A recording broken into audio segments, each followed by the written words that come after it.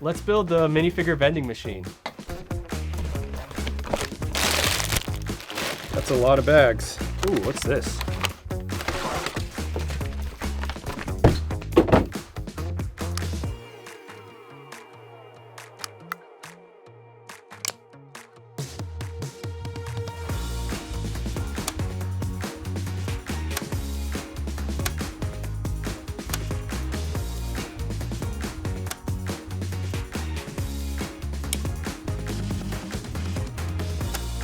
This is one of my favorite sets. The technical aspect of it and the whole mechanism is just really, really cool. The only downside is the price. It's pretty expensive, but it comes with 16 minifigures. So if you sell some of those, it might make you feel a little bit better about the purchase. So what do you think of the vending machine?